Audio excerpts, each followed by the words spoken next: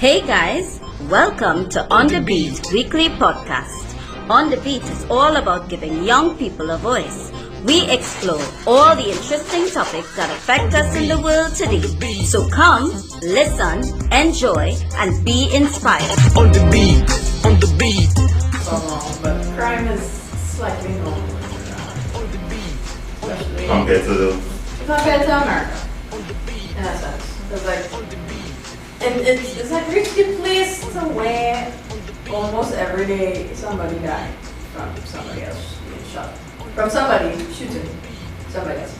Although the ones in America tend to be like upscaled drastically. yeah, It's still for us, we would if that was to happen in Trinidad, it would be surprising and not surprising at the same time. even though the world they have it as we are sixth. We are rated as the sixth most And where's America rated? And you see, that's the thing that I find a little oppressing or depressing when you look at our little country. Because of our size, they're going to rank us based on the amount of crime that takes place per capita. right. So we're a small country, and there's a lot of crime because of the smallness of the country. In America, it's probably the same amount and a lot more, but it's a bigger place. So it's going to seem like it's almost like you have something and you kind of dilute it a little bit across a big space. So it seems like, well, it's not as concentrated as how it is in Trinidad, but at the end of the day, but at the end of the day, bad is bad. People are dying, right? Yeah.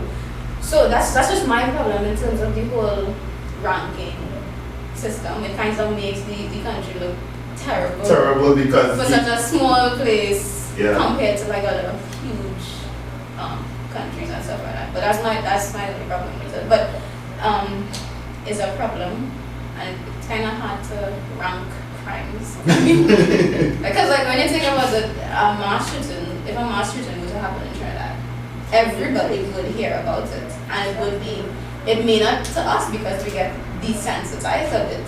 It can't compare to the one guy that was shot because of his shape. yeah. It's a group of people being killed. How many mass shootings do you hear about in the US? A lot, right? So I think it's different for the people experiencing it in the country, and it's different for how people see us as a country on the global scale as well. So I don't agree with the ranking now.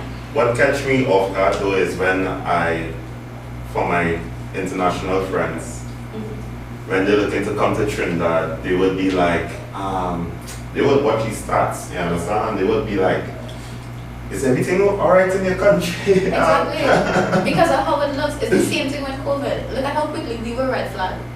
The US red flagged us really quickly in terms of banning tourism to the country, right?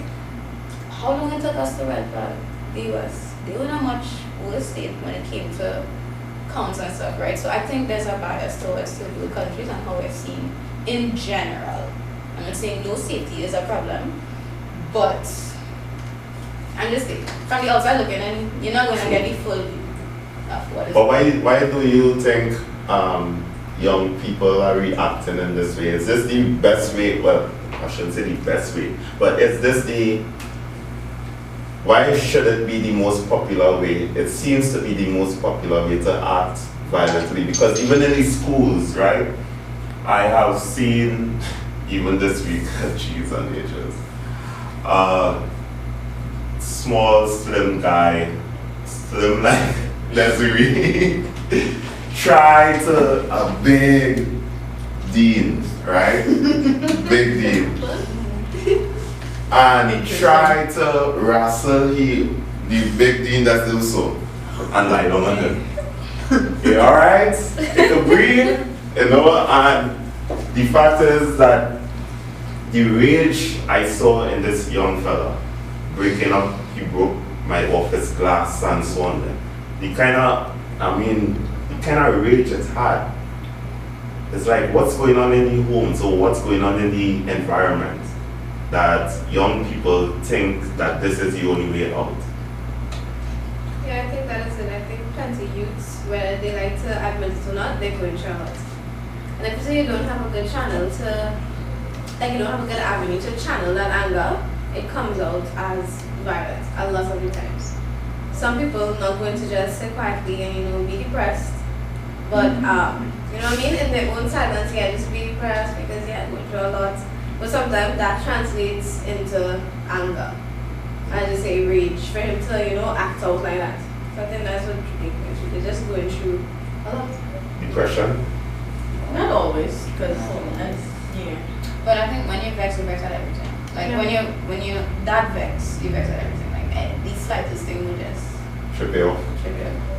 Yeah, and also emotions can really get you narrow-minded. So when you start to get angry, you start to think a particular way. Therefore, that is true. That is true. When you get angry, you think in one way, like you don't want to listen to nobody, and you just want to do what you want to do. And when what you want to do is violent, and you see the channel or you see the opportunity to do it, then in your mind it's like, you're going to stop. You do it. And in times, foresight, nobody really would stop you. But as political and whatever, afterwards, but yeah. Yeah. And young people have should we give them excuses? Should we give us excuses? It's split because honestly I'm saying no, but then there's a slight yes. So it's like the logical side of me and the sympathetic side of me is slightly frightened. Because logically, no, because we're all human beings, we all are in control of ourselves, basically. And we should be able to think or have a good channel to go out. But the sympathetic side is like, but if they don't see the channel, if they're blinded by emotion, what do you expect from them? It's hard to say if we should give excuses or not. Although the logical side is winning, so I'm like, no. I feel like our generation gives excuses for everything. That is like on a serious note, like I don't know. Let's look at the guy who massacred the children? No, the black Or the black bear, Like yeah. he just had an agenda. That was his thing. They're going to give the excuse that he was mentally unstable. He was mentally unstable. Like because of the time, that's the excuse that they'll get, right? And whether it has to do with race or not, I don't know. Let's look at. Don't come at me for this. Let's look at vegans. Vegans will justify why everybody needs to be a vegan to help the environment. Somebody specific comes to Alright, but the minute I say I still want to take a bite out of a cow, that's a problem, right? So, and that's the thing, like, everybody has excuses. Every side, I could argue my side, and vegans can argue their side, and have a very hefty argument, right? And I think we're of the generation that gives a lot of allowance. We're of the generation that passes every single gender identity. So you need to leave way for that. So even now to violence like this, right, and crime, there are going to be some people that will, I don't want to say justify, but explain through why it might be okay. And then there are going to be some people that will blatantly say no. Alright, so it's just which side you're on, but I feel like, truth. As my English just said, there's always going to be controversy. There's always going to be. So then how can we help one another? Or how can we help our fellow young people? I think you need to hear them out first. Like that's purely a tennis whether they're willing to talk it through, but sometimes you even have the words to explain what you're going through while you're going through it. So it's to hear the story from their side first and making the setting comfortable enough that they feel okay to share their story. I mean, I don't know a lot about anything, but I would want to be heard if that was my situation, Without judgment. More no-judgment zones or environments need to be created for you to A lot of them going through things that they feel like they can't talk to people about. Mm-hmm. You understand? Some of them have violent thoughts. And how are you going to explain to your teacher that, hey, sometimes not speaking, I just want to come in here and shoot everybody? How are you going to explain that? You know what I mean? And that is real. That is actually. You know, we used to make those type of jokes and all. Yeah, and Yeah, like jokes. That's yeah, like we have the generation that people just joke about killing myself. Like the easiest way, like somebody said, Like, jump over a cliff or something like that, and like it's like the most normal thing. It's like, yeah, me too. Let me know when you jump. For real. Or some, or like you know, and that might just be our way to just let go of things, but.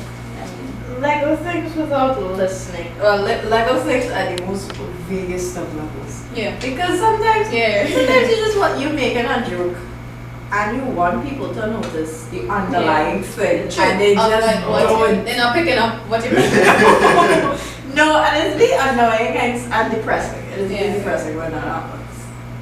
Really. I think we need more clubs and community groups that give us space for young people to be able to speak and have mentors as to what they're going through. Because, especially for men and young men, they don't have the avenue at home where they could come to their father or their mother and say, you know, this is what I'm going through. Because a lot of older people have this idea that you're young, you're giving us shelter, we're giving you money to go to school, we're giving you food. What you could be depressed about? I don't want to hear about it. I have to go through it. Exactly. I have to go through it. Don't be sad. I am depressed because I'm going to I work in 2 jobs to make sure you have everything. I don't have time for your nonsense. I don't have time to tell what you're going through because we're giving you everything. So I feel like communities need to have clubs where they have mentorship programs for young people who have the avenue at home or in their family, especially young men. Because when we see crime going on, especially in Trinidad, usually it is young men. And that's our culture. Is a man, is a boy, toughen up. Don't come and tell me you're depressed, don't come to me crying. Somebody tell you something hurtful, yeah, and then deal with it. But sometimes, especially young men, they pull in stuff from a very young age. And to carry that with you until they reach male, and then you just repeat the cycle. Because what you taught, you just give it back to the children verbatim. By the way, she owns a club called the Big Sister Club. Oh, that's Yeah, that's really cute. It sounds cute. yeah. So if anyone need a big sister out there, Yes. yeah. I want a big sister. I've been a big sister all my life. I want I just want a sibling on a whole. You don't. You say that. You say that? You say that. I've been lonely for the past 16 years. Nah, I've adopted my best friend. I'm kidding. You good now? Huh? You good now, you say? Slightly, and then I have a cousin on the way. She will always have a hold in her heart for us. That is true. Yeah. That is true. Yeah. No adoptive siblings, no offense if you're listening. No adoptive siblings could truly fill that hole, but it brings a lot of joy when somebody sees me as a big sister and I'm not biologically related, but they just adore me. It's like, yes, I've been waiting for this. I've been so waiting for this. So we just blame the young men. True. Brian, don't say that. Don't say that. No, let him go there. I want to. Oh my Go goodness. there, man. Why you want me to go there? I was Go joking there. though. That was it had an underlying statement there. Brian, go wherever you want to take it. Take it wherever you want to take it. Let me see.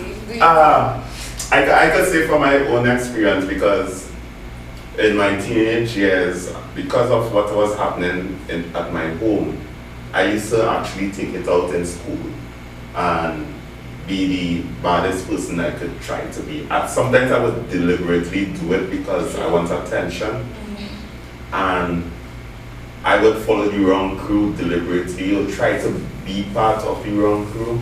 Anybody else find that surprising? Me, I am blown away. Like Brent being a Yeah. bully. That seems rather shocking. No, yeah. I That's find it kind of comical. Like, if you should have kept Samuel Kappa. oh my goodness! You That is was like- around like some. That is how much I've changed. That is right? good though. Applause. Yeah. Thank you. My hands are free. My hands are free. Thank you.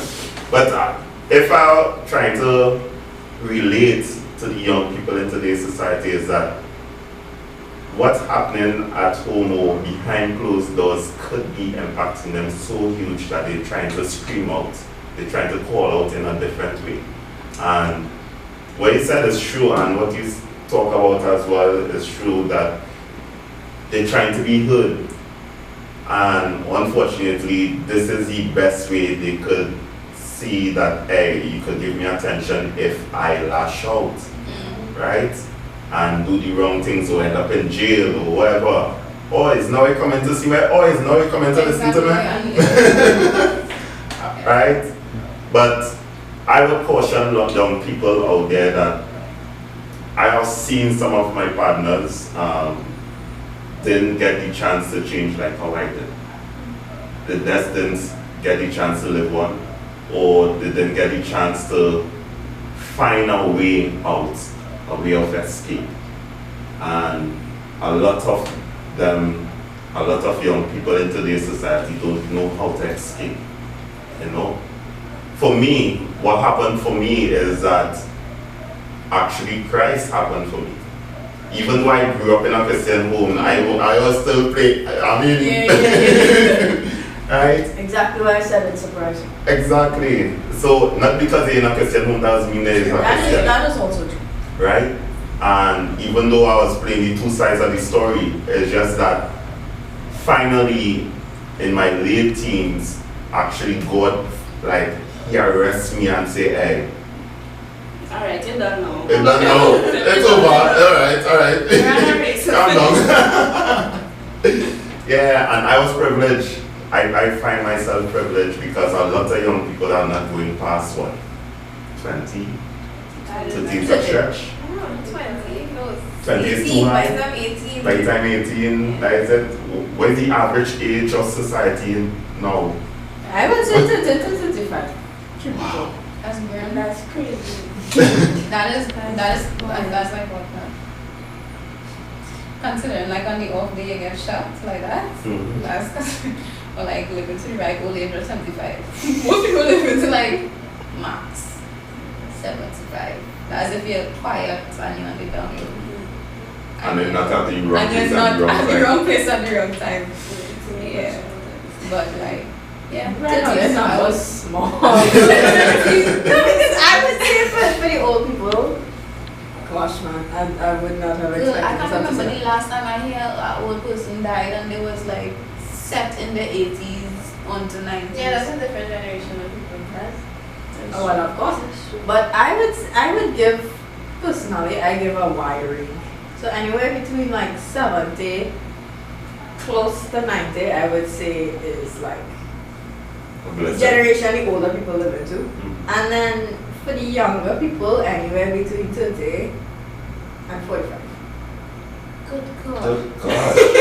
That's That sounds so I really see it. That's Just like- hear the amount of people die in the younger generation is between, you just hear 18, you just hear 19, you just hear 25, you just hear 35, you just hear 45, you just hear, what else is here?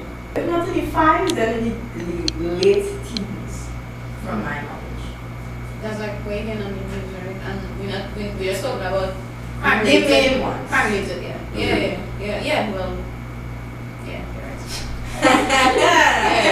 You're right. I was talking more like in terms of just average life expectancy.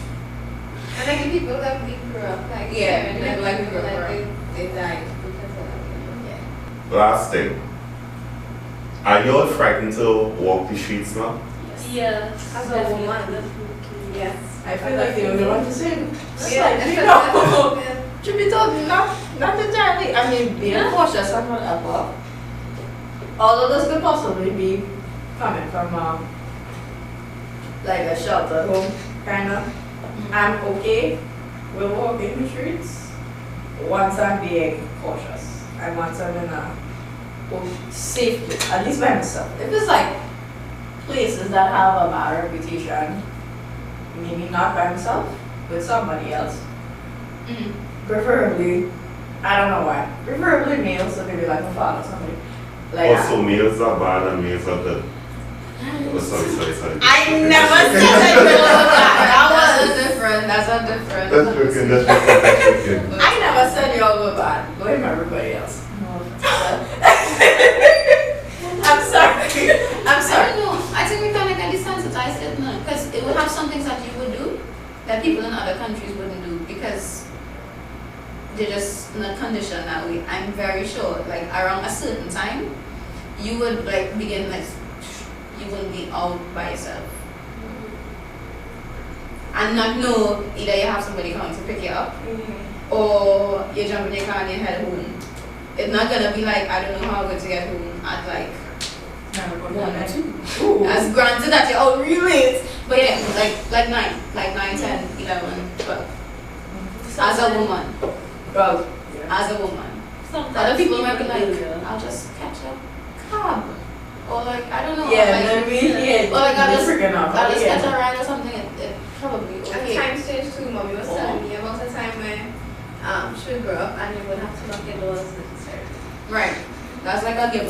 Like you wouldn't have to do that. And no, who's going to leave your house open for the entire night?